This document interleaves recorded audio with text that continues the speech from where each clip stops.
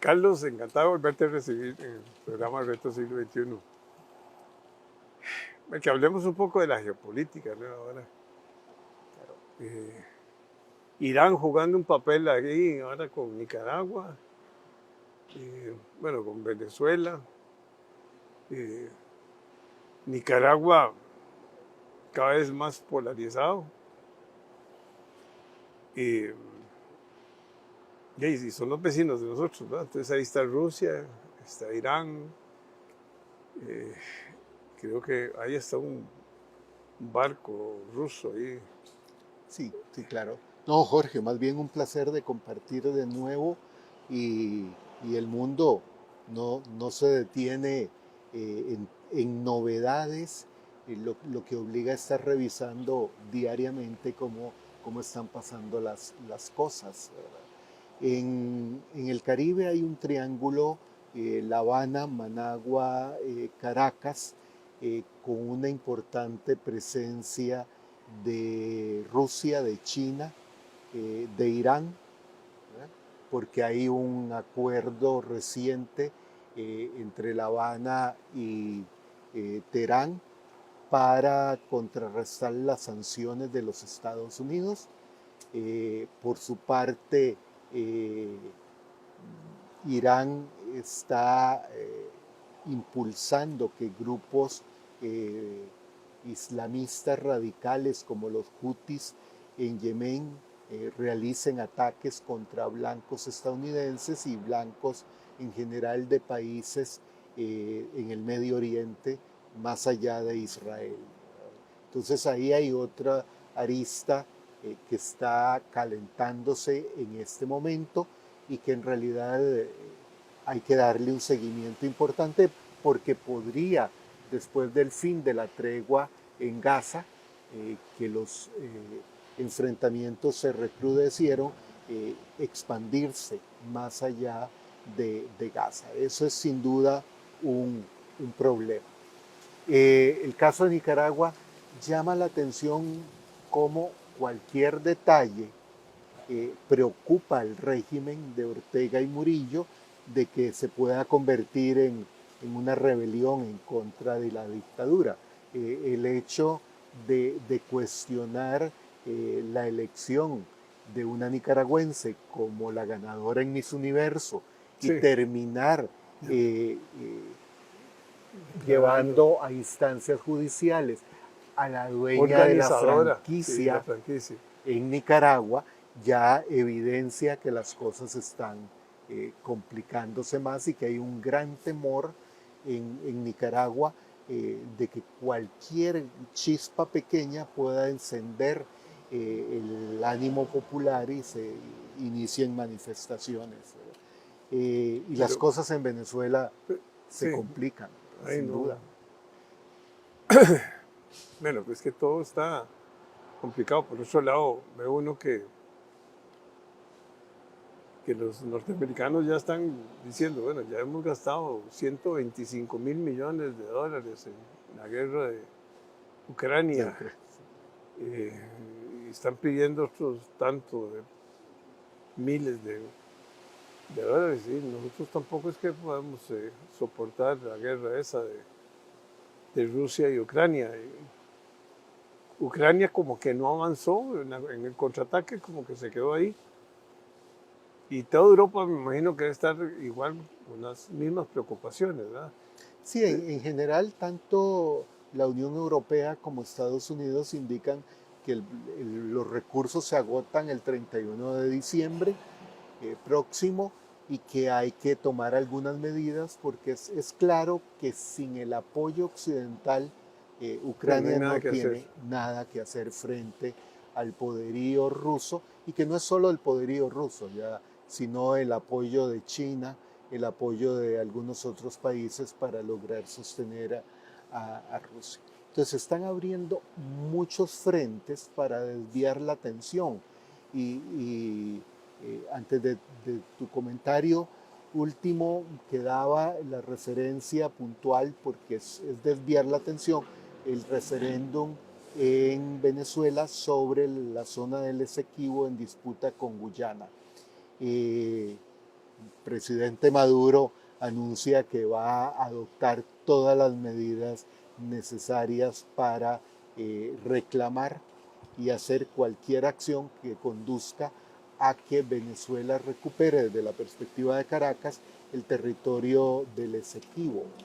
En el fondo es una medida para desviar la atención de las elecciones próximas en Venezuela, pero también porque el Esequibo tiene una de las grandes reservas petroleras. Claro. Y ya hay compromiso de Irán, de China, de algunos otros países por impulsar la renovación de la industria petrolera venezolana que está por el suelo, está totalmente destruida. Eso lo que nos permite ver es ese reacomodo de fuerzas en el sistema internacional.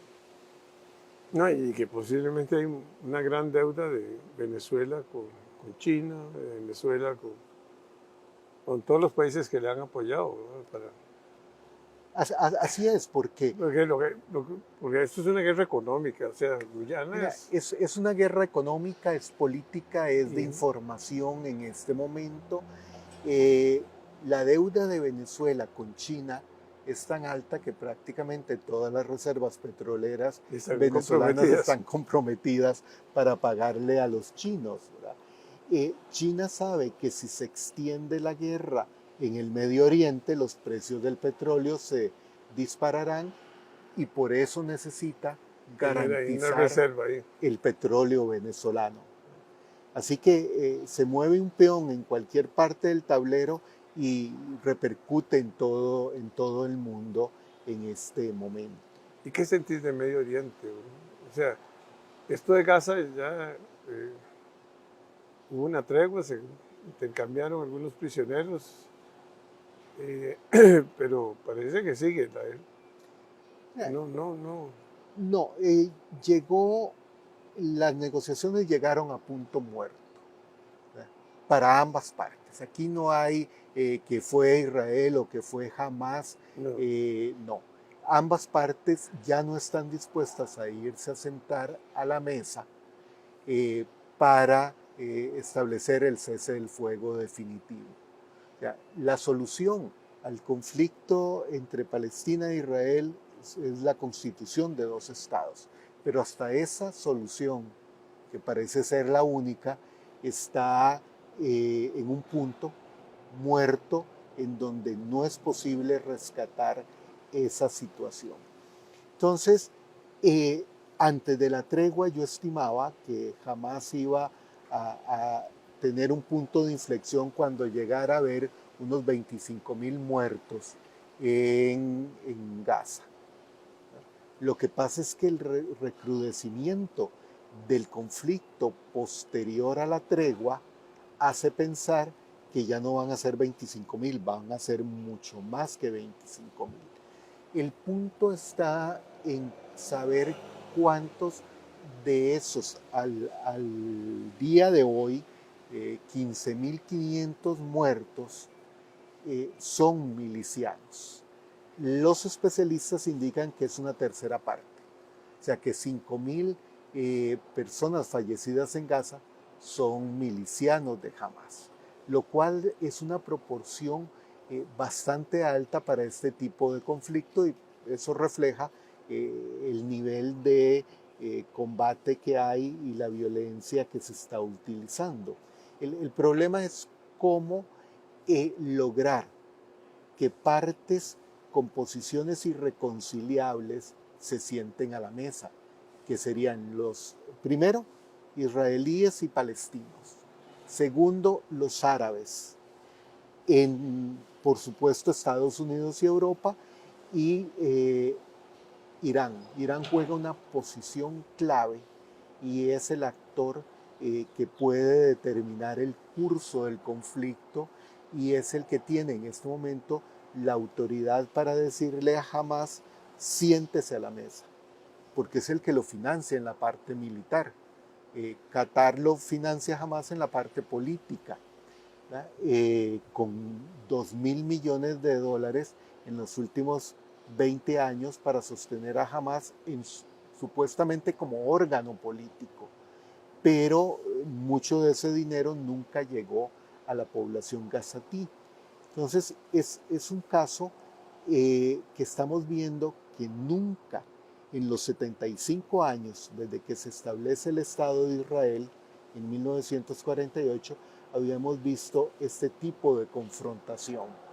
Y tampoco lo habíamos visto a lo largo del siglo XX, desde que se estableció en la Sociedad de Naciones a inicios del siglo XX el mandato británico para lo que era en ese momento la Gran Palestina. Entonces, hay mucho en juego en este momento en Gaza. Bueno, y en los equilibrios que tienen que ver con el petróleo, ¿verdad? Porque todo es aquí hay mucho interés económico también. Nadie quiere que se extienda esa guerra porque va a comenzar a sufrir los precios del petróleo. Ahí hay, Aunque se ha contraído, no ha crecido mucho la demanda de petróleo, ¿verdad? Pero los fletes y todo comienza a aumentar, Dios libre, porque comienza a sí, sí, crecer la inflación otra vez. es una materia prima que repercute en Todo el todo mundo. el resto Y de en la esa economía zona mundial. es la zona de mayor producción del mundo. Claro, entonces ahí hay un juego muy complicado para los países árabes productores de petróleo. Sí, porque, Por un lado les sirve que aumenten los precios sí, y pero que por otro lado, supere el precio de $100 por barril, que es una barrera que siempre se sostiene ahí. Pero tampoco les sirve que la guerra se extienda y abarque algunos de los países. El país más preocupado es Egipto, porque hacia dónde irían los gazatíes que huyan de Gaza, hacia la península del Sinaí. Entonces eso le genera un problema interno al gobierno de Al-Sisi en Egipto.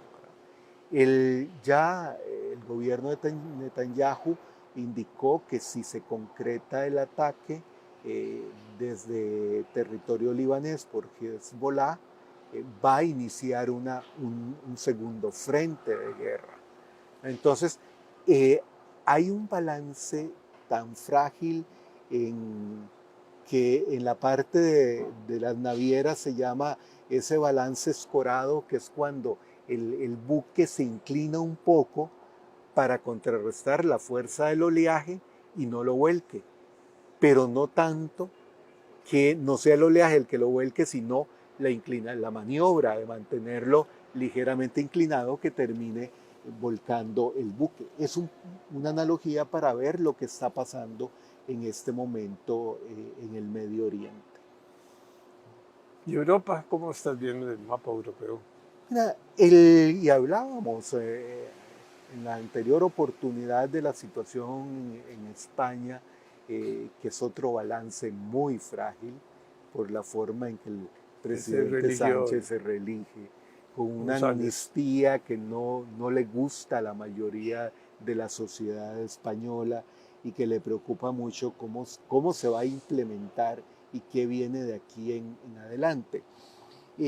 Europa yo creo que está atravesando un momento de muy limitado diálogo entre los gobernantes.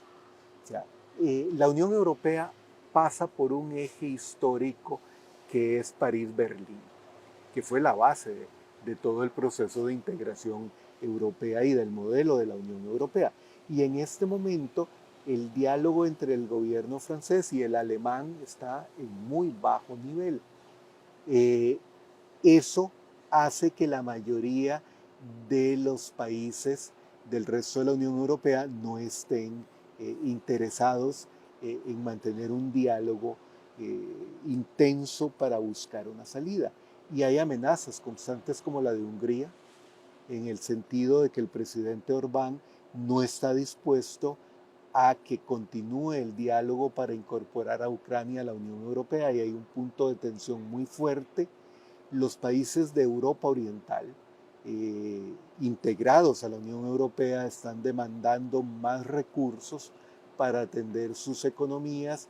Así que estamos en un punto crítico para el mundo de nuevo si las cosas en Europa no se resuelven vía un diálogo y no un distanciamiento entre los países de la Unión Europea. Y Estados Unidos, las elecciones próximas de Estados Unidos, con dos líderes como muy claros, ¿verdad? Republicanos y demócratas, ¿verdad?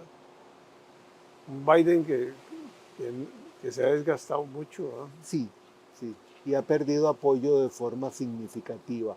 El manejo de la crisis en Gaza le ha costado apoyo, porque si bien presiona para que el gobierno israelí evite la baja de civiles, lo cierto es que todavía quedan dudas de que la presión esté siendo suficiente.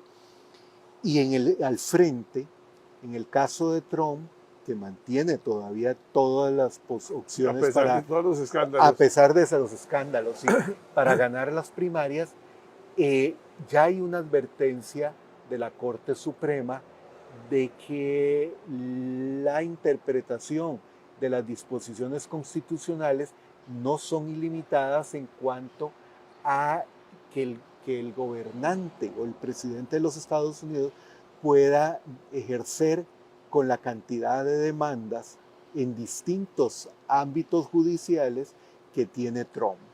Así que también hay un cuestionamiento.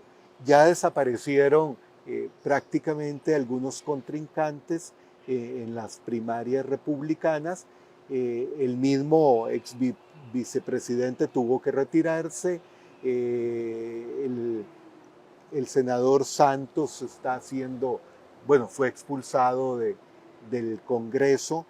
DeSantis, el gobernador de la Florida, ha perdido mucho apoyo. Nikki Haley. Y parecía que iba a coger impulso, ¿verdad? Sí, pero no lo logró.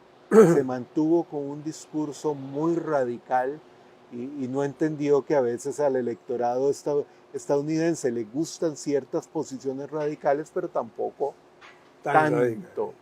Y Nikki Haley, la precandidata, ha ganado algún apoyo con el manejo de la crisis en Gaza, pero no le va a ser suficiente. O sea, al día de hoy todo indica que el candidato republicano va a ser Trump. Por lo menos el republicano. El candidato republicano. El demócrata. Habría que ver si nadie ha dicho yo compito contra el presidente Biden, pero lo cierto es que las encuestas no favorecen al presidente Biden, ni en su misma situación ya de salud también, ¿no? De salud, cada vez se muestra con mayores pausas a la hora de conversar, con algunos problemas de movilidad. Tampoco es que su potencial contrincante sea un joven, no, pero Trump se ve más fuerte. Se ve más fuerte, por lo menos tiene por lo menos subiendo las escaleras. Por lo menos tiene un manejo de esa presentación física que lo hace verse más joven que su edad, ¿verdad? Claro que le buen cuesta. Maquillaje tiene. Eso es lo que te iba a decir, un buen tratamiento diario antes de salir a escena para mostrarse con esa vitalidad. Además hay problemas serios a lo interno de los Estados Unidos, en las dos cámaras, las discusiones no están muy claras, hay muchas denuncias o cuestionamientos de cómo se han manejado la política y sobre todo de cuestionamientos cómo los dos partidos están manejando las campañas. Yo creo que es un punto de inflexión en la democracia estadounidense que tendrán que revisar. Pero se mantendrán los dos partidos como... Sí, a corto y mediano plazo no va a haber ningún cambio. Nunca, o sea, es impresionante cómo son fuertes los dos partidos, ¿verdad? Ahora, muy polarizados, ¿verdad?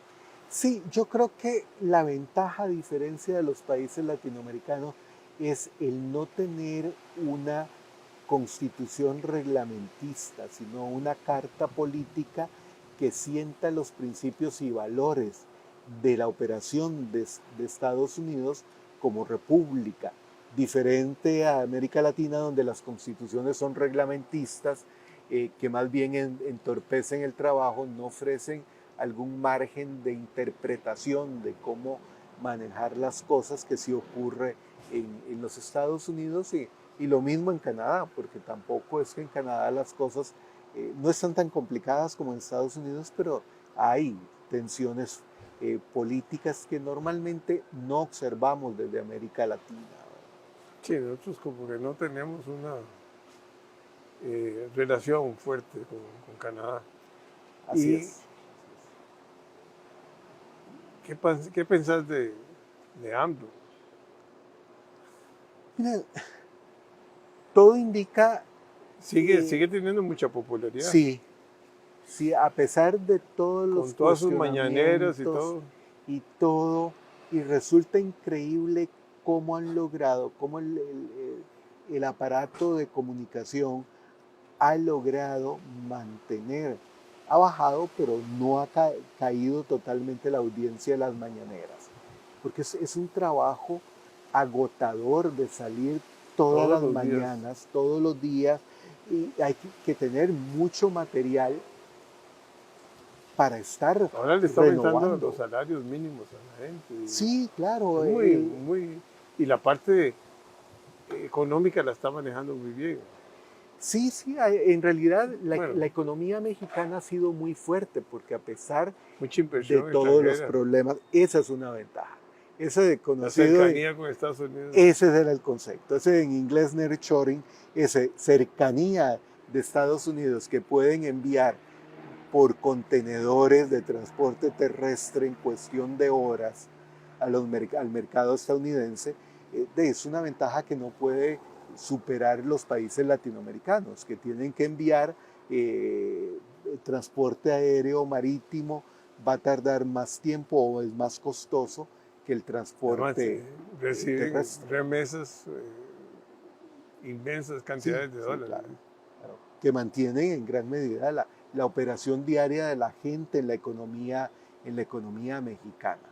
Y uno lo observa en las grandes ciudades mexicanas, el cómo se mueve la economía diaria, me refiero a las compras al detalle, a las operaciones en tiendas, en electrodomésticos, etcétera, y algunas acciones que ha sido ahí muy hábil ANLO, eh, el manejo de la crisis por el huracán en Acapulco, de, se agotaron los electrodomésticos en México, todos los enseres domésticos, y tuvieron que hacer pedidos especiales a China para poder suministrarle a las familias en Acapulco los electrodomésticos para ir ayudándoles a recuperar el, su diario vivir.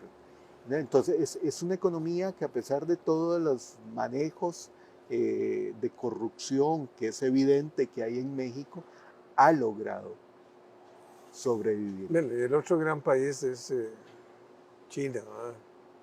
China sigue con su. Ya no es el crecimiento de 2 dígitos, pero es un crecimiento de 1 dígito. Sigue siendo un país con una gran visión a futuro. Toda su planificación la vienen ordenando, hay un liderazgo fuertísimo. Eh, Cada vez se extiende más su, su poder. Yo creo que, a diferencia de la Unión Soviética, que el gran punto de flaqueza de la Unión Soviética fue la planificación, precisamente, el no saber distribuir las materias primas a los sectores claves. Y una vez escuché a un economista que trabajó en el gobierno durante la Unión Soviética decir que el problema de la URSS era no tener computadoras, porque entonces no podían modificar la asignación de recursos claves para la industria en corto tiempo. No, de acuerdo, no tenían computadoras y lo hacían a mano esos registros, pero el problema era que el sistema burocrático, el aparato burocrático no tenía la capacidad de modificar en muy corto plazo la asignación de recursos, que ha sido el secreto de China, que es un modelo planteado después de la muerte de Mao Zedong por Deng Xiaoping, en el sentido de cómo sacar a China de la pobreza y constituirla en un modelo económico de referencia a nivel mundial. Y los cambios en la Secretaría General del partido y en la presidencia de China no acabaron, como sí ocurrió con la Unión Soviética, no acabaron con ese modelo de crecimiento y de asignación de recursos. Ha enfrentado China en los últimos años, sobre todo por la pandemia, una crisis económica, inmobiliaria sobre todo, que en cualquier otro país del mundo se habría convertido en una recesión. En China, como lo dijiste, ha bajado la tasa de crecimiento económico, que estaba por encima del 10% anual, y a veces han dado por 5 o 6%, que en América Latina estaríamos muchos países felices de que se mantuviera entre el 5 y el 6. Para China eso es una crisis, pero la han logrado manejar sin duda. Y ya están recuperándose. No, en China le está apostando a la parte tecnológica, o sea, ya no es de manufactura, sino que ya es de la parte, o sea, ellos se metieron en la cuarta revolución, Claro. y están mejorando en matemáticas, en todas las ciencias, ¿verdad? Sin duda, tal vez te acuerdas, hace varias décadas, cuando uno, de todo lo que utilizábamos para las piñatas de los cumpleaños, todas esas menudencias eran de fabricación china. Y ahora las hacen en Vietnam, en otro ahora lado. ya no, porque pasó a una economía de industria pesada, no de esos pequeños detalles.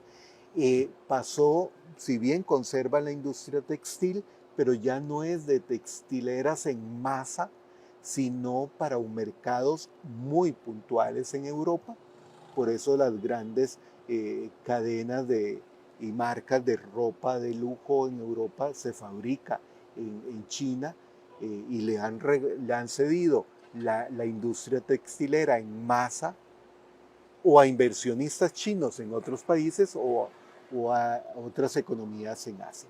Y han ido definitivamente especializándose en muchos sectores, y por eso vemos, aquí mismo en Costa Rica uno lo ve, la cantidad de autos de fabricación china que circulan en Costa Rica, ¿no?